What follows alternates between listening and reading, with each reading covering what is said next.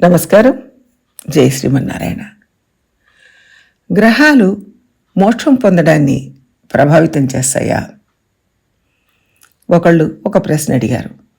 మన జాతకంలో ఉన్న గ్రహాలని బట్టి, అంటే గ్రహస్థితిని బట్టి, ఆ గ్రహాలు ఏ ఏ విషయాలను ప్రభావితం చేస్తాయి? ఈ జన్మ తర్వాత మోక్షాన్ని పొందాలి, ముక్తిని పొందాలి అంటే దాన్ని కూడా ఈ గ్రహాలు ప్రభావితం చేస్తాయా? అలాగే ఈ జాతకాన్ని బట్టి నాకు ఇంకా ఎన్ని జన్మలు ఉన్నాయి అని చెప్పొచ్చా అని ప్రశ్న. ఈ రెండు ప్రశ్నలకు కాదు అని ఒకటే జవాబు.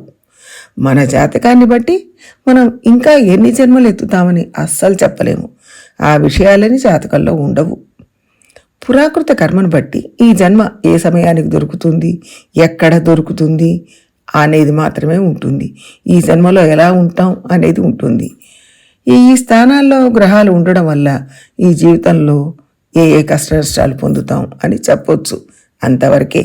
ఈ దేహం, ఈ సంసారంలో దీనితో ఉండే సంబంధాలు ఈ జన్మ వరకే ఈ గ్రహాలు ఇన్ఫ్లుయెన్స్ చేస్తాయి, నిర్ణయిస్తాయి. ఈ జన్మ అయిపోయిందంటే ఇంకా ఎంత కర్మ మిగులు ఉంది, దాని ఫలితంగా ఎన్ని జన్మలు ఎత్తుతాం, ఇవన్నీ జాతకం చెప్పలేదు. దానిని భగవంతుడు నిర్ణయించాలి. అందువల్ల ఇంకా ఎన్ని జన్మలు ఎత్తుతాం, తర్వాతి జన్మ ఎలా ఉంటుంది, అవన్నీ ఈ జాతకం ఆధారంగా చెప్పలేము. ఒకరు మహాయోగి, వారు గొప్ప జ్ఞానవంతులు, వారి మీద అపారంగా భగవత్కృప కూడా ఉంది. అంటే దాన్ని బట్టి వారికి రాబోయే కాలం ఎలా ఉంటుంది, గడిచిన కాలం ఎలా ఉండింది అని చెప్పగలుగుతారు. కానీ అలాంటి వారికి గ్రహాల ప్రభావం కంటే యోగశక్తి ఎక్కువగా ఉంటుంది. అందుకని యోగులు భవిష్యత్తును తెలుసుకోగలుగుతారు. కానీ అలాంటి గొప్ప యోగులకు వాటిని తెలుసుకోవడానికి తమ శక్తి వృధా చేయడం ఇష్టం ఉండదు. వాళ్ళు తర్వాతి జన్మ ఎలా ఉంటుందో కూడా తెలుసుకోగలరు. దాని గురించి వాళ్ళు ఆలోచించరు. లోక కళ్యాణం కోసం ఏం చేయాలో అదే ఆలోచిస్తారు. గ్రహాల ప్రభావం వలన నేను మోక్షానికి వెళ్ళడం ఆగుతుందా, లేక నేను మోక్షానికి వెళ్ళే కాలంలో మార్పు ఉంటుందా అనే అనుమానాలు అవసరం లేదు. ఖచ్చితంగా కాదు అనే సమాధానం వస్తుంది. మనం ఈ జీవితం చాలు, ఇక్కడ పుట్టింది చాలు, ఈ జీవుడు పరమాత్మ సొత్తు, ఇది ఆయనకు చెందాలి, ఆయనతో కలిసి ఉండాలి, ఎందుకు విడిపోయింది అని వైకుంఠంలో నిత్యానందం అనుభవించాల్సి ఉండగా ఇక్కడ ఎందుకు ఈ కష్టాలు పడాలి అనే జ్ఞానం మనకు కలిగితే భగవంతుడి శరణాగతి చేస్తాం. అలా శరణాగతి చేసిన తర్వాత భగవంతుడు కృప చేసి మనకు మోక్షాన్ని ఇస్తాడు. అప్పుడైనా శరణాగతి చేయగానే భగవంతుడు వెంటనే మోక్షం ఇవ్వడు.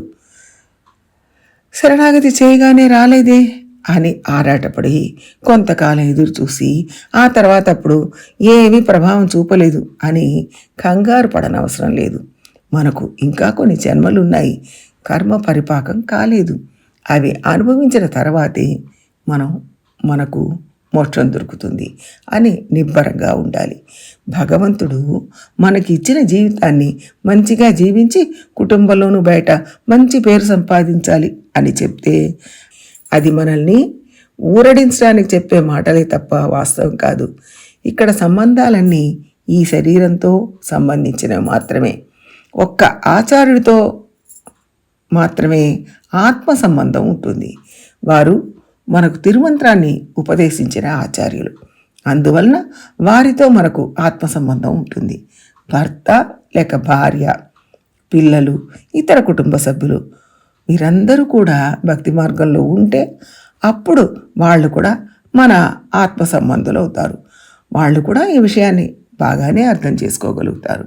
కాబట్టి గ్రహాలు మోక్షాన్ని పొందడాన్ని ఆపలేవు, మోక్షాన్ని ఇవ్వను లేవు, బ్రేక్ చేయలేవు, మేక్ చేయలేవు. రెంటిని భగవంతుడే చేయాలి. ఇవాళ గ్రహాల ప్రభావం ముక్తిని పొందడం మీద ఉండదు, భగవంతుడి కృప ఉండాలి అనే విషయాన్ని చూసాం. మనం భక్తుల పట్ల, భాగవతుల పట్ల ఏమైనా అపచారం చేసి ఉంటే దానికి మాత్రం ముక్తిని ఆపే శక్తి ఉంటుంది. కాబట్టి మనం భాగవత అపచారం చేయకుండా ఉండాలి. ఇంకా ఎన్ని జన్మలు ఉంటాయి అని అడిగారు. అది కూడా చెప్పలేము. అనంత కోటి కాలంగా పుడుతున్నాం పోతున్నాం. ఇప్పటిదాకా ఎన్ని జన్మలు ఎత్తామని ఈ జాతకం చెప్పలేదు. వచ్చే జన్మలో ఎలా ఉంటామని ఈ జాతకం చెప్పలేదు.